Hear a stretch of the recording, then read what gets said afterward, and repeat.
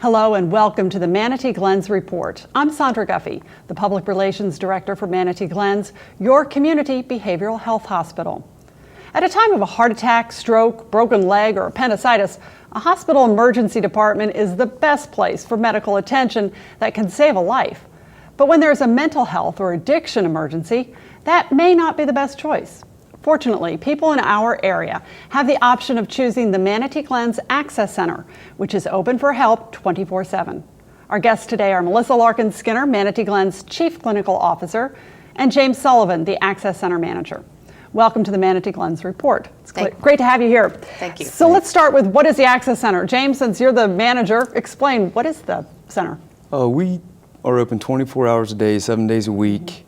We do assessments for involuntary and voluntary clients that come through for mental health and substance abuse services.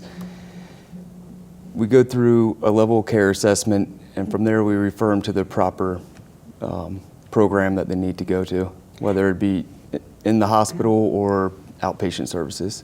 And where is this? Is it at Manatee Glens Hospital? Yes, at 2020 26th Avenue East in Bradenton, Florida. So easy to get to then. Yes, very also. easy. That's important.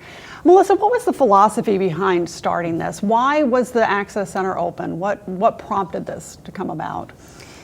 Well, basically we recognize that a crisis can happen to a person or to a family anytime. And it's not really helpful to only have services available, Monday through Friday, 8 to 5. So we designed the Access Center so that people could come for help anytime that they're having a crisis, so that they will always know that it's available to them. Now, what would bring somebody in, James? I mean, when you say a crisis, how do you describe what a crisis is? Typically, any mental health situation, suicidal thoughts, homicidal thoughts, psychosis, substance abuse withdrawal, anybody, and people have different crises. So depends on if they feel they need the help, we're there 24/7, they can come in and we can evaluate them. That sounds like a good point then. If you think it's a crisis, it's probably a good idea. What can they call? If they want to know, should I come in or should I just make an appointment for another time? Is that They can possibility? call anytime, yeah, Okay, 24/7. Yeah, that's good. I think people need to know that that's available. And one of the reasons why we're doing this is to let people know. It's, I'm sure you've all heard stories of people who didn't know that the service was available, and it really makes a difference. Melissa, children as well as adults? Absolutely, any person of any age. The thing about the services that are available is that they help people not only by listening to their story and listening to what's going on, and sometimes that's enough. Sometimes people can come in and tell what's going on and basically receive empathy from the staff that are there, and that's enough, and then they feel better and they kind of go on about their way, or they go home and can return to what is their normal life, basically. Other times people need more than that. Maybe they need to be referred to counseling, so they can go to an outpatient office. We can get them an appointment. And they can go to an outpatient office maybe once a week, maybe once a month, maybe a couple of times a month, and try to work through whatever is going on. Other times people need a bit more than that, and they may need to stay in the hospital for their own safety. So that's what the Access Center staff are charged with, is really listening to what's going on with the folks that come in for help and trying to determine what is the best service available for them in their time of need. So that really you intervene when they don't know what else to do. Because I think the family members are also at that point of, it's a crisis for them too. Absolutely. And I've lived through it with a family member, and we didn't know about the Access Center. And it was a horrible situation in an emergency room where we waited 3 hours just to get in to an emergency room with another 3 hours on a stretcher in the hall. Right. And it wasn't good. And I think that people probably come to you, see somebody like you, James. I mean, you're a friendly guy. When they come in there, you're going to be nice to them, aren't you? Please tell me you're going to be nice to them. Definitely. Right? What happens when somebody comes in? Process, they come in, we find out what's going on. They're seen by one of our counselors, one of our RNs, and from there we make the recommendation on what the proper treatment is. We, like Melissa was saying, all our questions are embedded with empathy. We give reassurance, make them feel at ease. A lot of times people, they don't know what to expect. It's new to them, or the family members don't know what to do, and we're there to give information and walk them through the process and help them. It's a friendly place, yes. It is. Being in a crisis makes people feel very out of control. Emotions are out of control, and because the emotions are out of control, you also have some trouble thinking clearly. And so one of the things that the Access Center staff are able to do is think clearly on behalf of the folks that are seeking assistance. And so it helps them maybe focus a little better, and like I said, ultimately get them linked with the service that they need. Absolutely. Nobody's going to say anything that's going to shock you. That is, and you're not going to say, "Oh, wow, do you have a problem?" It's going to be that safe place of here. This is where you belong. Of course. Right. Yes. In the staff are trained to not be judgmental. You know, sometimes it's hard to go and talk to a family member or a friend. Maybe they're a little too close to the situation, or they don't understand. And so just like with therapy, the staff in the Access Center are trained to not be judgmental. Their job is to listen and try to help figure out what the best place is for the person to go for the service they need. And not, you're a bad person because you have an addiction, which unfortunately is a fairly common belief in the world, unfortunately. And we know better than that. Nobody wants to be addicted to a substance. Nobody, when they're 8 years old, when you're saying, I want to be a police officer, I want to be a fireman, I want to be a teacher or a nurse, nobody's saying, oh yes, I want to grow up and be addicted to substances. I want to be an addict. It happens to people. And so that's one of the things that we're there to help with, is to get people started on the road to recovery. Absolutely. And, when we talk to doctors, I know when my doctor asks, so how much do you exercise? I always, sort of say, oh yeah, 4 times a week, sure. We kind of, with our clinical people, we sort of embellish things a little bit to make ourselves look a little bit better.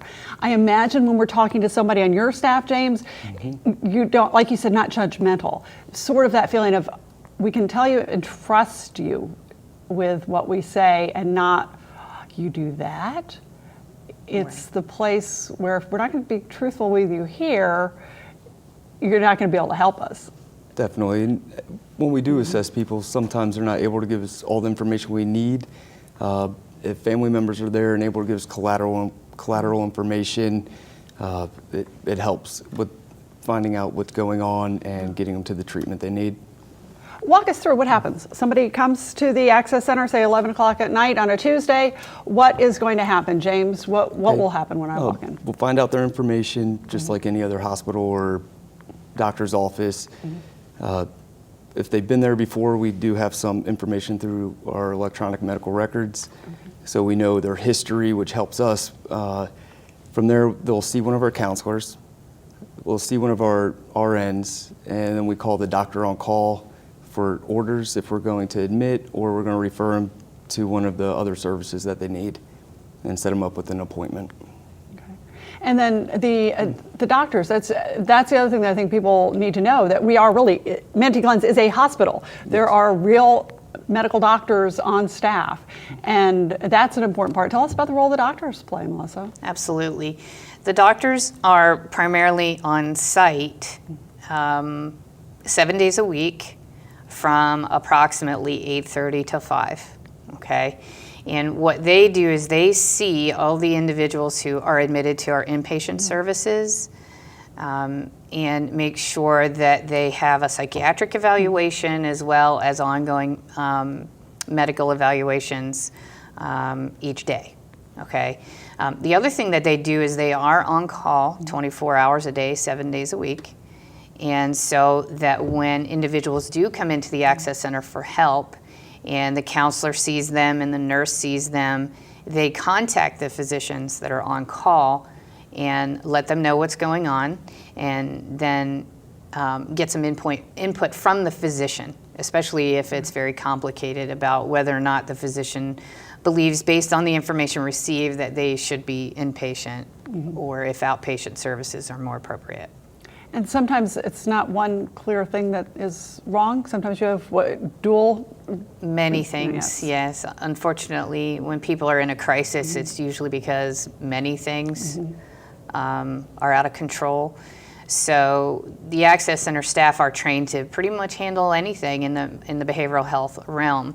So that's any mental health diagnosis, bipolar disorder, depression, schizophrenia, attention deficit hyperactivity disorder, any of the things that are fairly common in our society. And in addition to that, they're trained to help folks who have addiction issues, and that's addiction to pretty much any substance. So alcohol, pain pills, heroin. Unfortunately, there's a lot of folks out there using the synthetic marijuana, the K2 and spice, and the bath salts. And so they are trained to be able to help people with any of those issues, and many people have both issues, unfortunately. So that makes it a little more complex. Very complex, especially for the people that need our help. Right. And James, tell me about a child. What's the youngest that would ever come into the Access Center, and what kinds of things might you deal with a child? We've had them as young as 4 years old, I've seen. Each case is different. Everybody has what we might say their own crisis going on, not sure what to do. But through the assessment and the information we get, we will do what we have to do for that adolescent or the minor to get them treatment. And put the parents at ease? Yes. The parents. Tell us about the parents, Melissa. That's well, the kids that end up coming into the Access Center, unfortunately, need our help desperately. Their families need our help desperately. They're kind of at their wits' end and don't know where else to turn. They're getting in trouble at school. We've had kids come in that have wrapped cords from blinds around their necks, and kids as young as 5 doing behaviors like that. Kids that are depressed, kids that have stopped eating. We've had a few kids who stopped speaking, who are brought in, to the Access Center, as well as kids who've written a suicide note, kids who've attempted suicide. And so there are a lot of things going on out there, and the big thing is for people to know that we are there to help. And, we'd like to see people come in before it gets to that point, but we totally understand why it often gets to that point, and we just need them to know that we're there. Tell us about the staff, the people that work with you, James. What kind of people are on staff? What do they do? Typically, we have behavioral health technicians, our counselors that actually do the assessments, and an RN is always on duty. So we are covering the medical aspects with our RN, making sure their vitals are stable, they're medically stable to be with us, and it's not a medical emergency where they have to go to an actual emergency room. And then our counselors are doing our assessments, finding out what's going on, either substance abuse or mental health issues, and we'll go from there. The counselors are all folks who have a bachelor's degree Okay. or a master's degree, and they have training as crisis emergency screeners, which is actually a designation from the state of Florida. That sounds like that would be important for what you're doing. Because you Absolutely. do not know what's going to come in the door. Right. Like any emergency department. Is this something that, where would people go without the Access Center, the Manatee Glens Access Center? Where would they end up? I think they would end up in the emergency department, and unfortunately, emergency departments, just like we're not trained to handle the medical emergencies and trauma that they see, they're not trained to handle the behavioral health emergencies that we see. And we have to ask these days, what about insurance and how to pay? There's got to be a cost here. What do we do about that? No, Access Center services are free. It doesn't matter how amazing. many times you come in. It doesn't matter what time you come in. It doesn't matter what your needs are. The services in the Access Center are free. That's amazing. That is truly a gift to the community then. Right. That and more people need to know. Any idea how many people you see throughout the year? I know it's kind of hard because sometimes it repeats and that kind of thing. I would say average of 6,500 a year. That's a lot of people that. And that's individuals. That Yes. doesn't include all the family members or friends or other loved ones that may come in with the individuals seeking services. And I can see where you might want to. That might be a time when you really do need somebody there. And not just for you as the patient, but the person, if it's your spouse or loved one, that person needs a support system too. Right. And they want to know that their loved one is going to be taken care of. Yeah. And now, how long do they stay in there? Just like an emergency room, the idea is not to stay in the emergency department very long. What's the average length of stay, or what happens after a few hours? How does that work, James? At Access Center, a few hours for the whole assessment and getting them to where they need to go. So we try to go speedy, but also make sure we're hitting everything we need to make sure they receive the proper care. Absolutely. It's a process that we don't, I mean, we understand why people maybe are in a hurry and we want to, help them as quickly as possible. But the minimum usually is about an hour. That's probably the least amount of time anyone will ever be in there, because the important thing to remember is that people's lives are at stake. Right. We have to make sure that we have all the information we can possibly get to make a good decision and make sure people are going to be safe in whatever service we send them to. Veterans, do you see veterans and people suffering from post-traumatic stress at all? Melissa, I know that's veterans causes are near and dear to your heart. We do. I think everybody knows by now the VA is struggling with being able to provide services to all the veterans who need them. And so, our services are available to veterans just like they are to everyone else. And we've had some training to make sure that our staff are sensitive to veteran-specific issues. So a veteran can come in any time. We're not going to turn them away and say, go to the VA. We're going to treat them like everybody else and try to help them as best we can. Well, Manatee Glens really doesn't turn anyone away. We never turn anyone away. I think that's really important for everyone to know in the community, though. That I don't think enough people know about the services. We hear the term Baker Act. What does that mean, James? What is it? An involuntary hold or assessment for somebody that's at risk to themselves or others, whether it's through neglect or they're specifically or making threats to themselves or others. And they come in, the Baker Act, they're guaranteed a evaluation by a psychiatrist.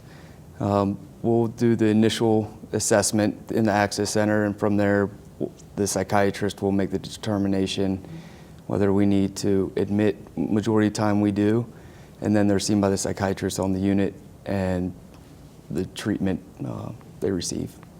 So that's they important. get taken care of. So the thing that the Baker Act does is it gives professionals in law enforcement a way to identify people that they run into as needing a service and evaluation by a psychiatrist specifically. So it gives 72 hours for that evaluation to take place at Manatee Glens, we do that evaluation within 24 hours, even though the Baker Act allows 72. And then, so what happens is if people do get admitted inpatient from the Access Center, they generally stay anywhere from 2 to 7 days, depending on how long it takes to get them to the point that they're safe to return home. If someone is in need of some kind of a crisis service and they call or their loved one calls and they determine that maybe they don't need to come to the Access Center right away, what are some of the things, and I know, James, we've talked about this in mental health first aid, what are some of the things the lay person can do to help that person who's might be facing a crisis at any particular time? What do you recommend for them? First thing is assess them for self-harm. Listen to what they have to say, again, being non-judgmental. Give reassurance, let them know you're there. Stay with them throughout the crisis, though, and if it's something, or until the crisis resolves, or they attempt or they make it to professional help. Encourage professional help and encourage self-help. And they could always call us and we could try to get them set up with an appointment or have them come in and we can evaluate. That's not a problem. So that's a good point, is one thing that they can do is call the Access Center for guidance and say, hey, I have this friend or this loved one, this is what they're going through, do you have any suggestions? Should I bring them in? Should I take them somewhere else? Should I just sit with them through the night? And when James says assess for self-harm, the thing people need to know is don't be afraid to ask people, do you want to hurt yourself? Do you want to kill yourself? I know it sounds like a really strange and very stressful thing to ask, but it's important and it won't make them want to do it. That's really important. When I first heard that, I thought you were putting the idea in somebody's head, but you're not. No. And that was light bulb came on when I first heard that. So go ahead and ask them that question. Take that risk. It's not an easy question to ask, even for professionals, I'm sure, to say, are you thinking about doing that? It's hard for everyone to ask because for a lot of reasons, it's scary. Suicide is scary, but it is preventable.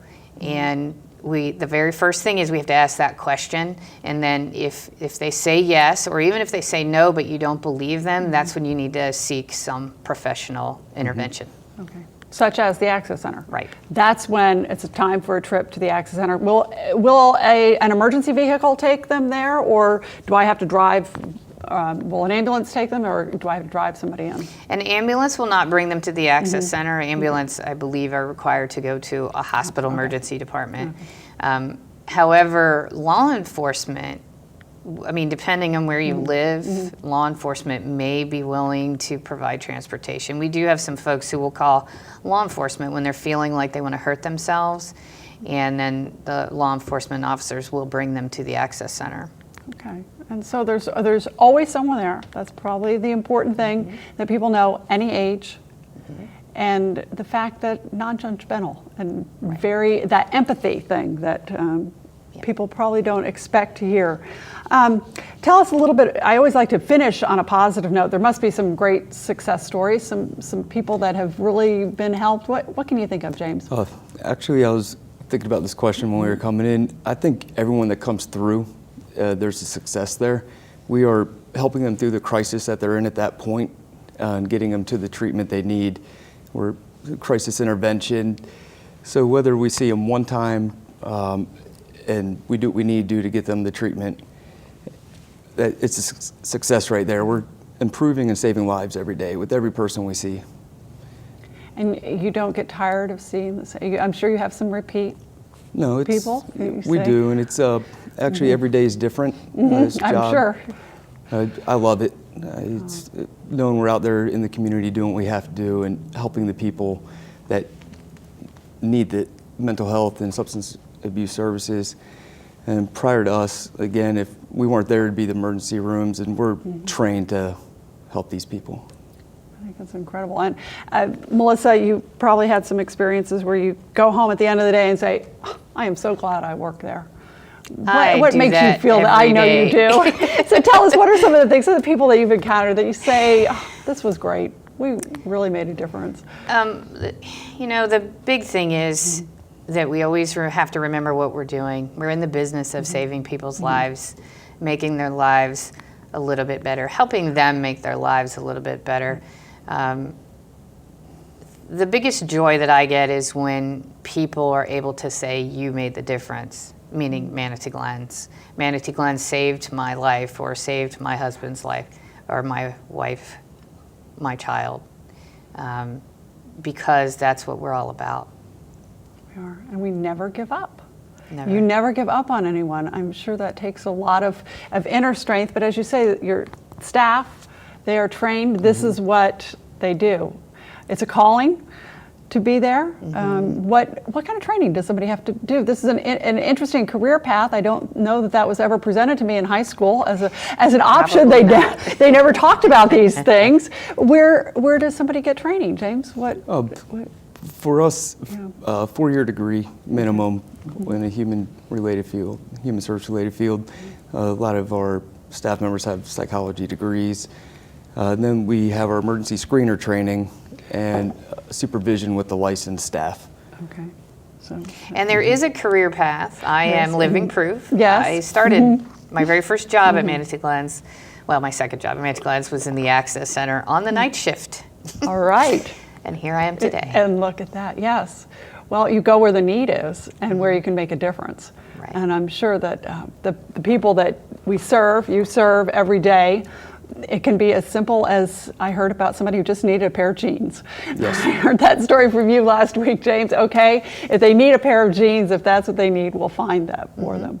Or if it's more complex psychological help, Right. it's there. Yes. And so that's the Access Center, 24 hours a day, 7 days a week, never closes. Never. No appointment, No appointment No needed. appointment. Insurance. No insurance needed. necessary. It's incredible service, and that's all at Manatee Glens. So thank you so much for what you do and for the thousands of lives, not just the patients, but certainly their families that come to you broken and leave feeling better. So thank you very much. And that wraps up this edition of the Manatee Glens Report. Thank you to my guests, Melissa Larkin-Skinner and James Sullivan from the Manatee Glens Hospital and Addiction Center. Thanks to you, our audience, for watching, and special thanks to METV for producing this program. I'm Sandra Guffey with Manatee Glens, your community behavioral health hospital. We'll see you next time.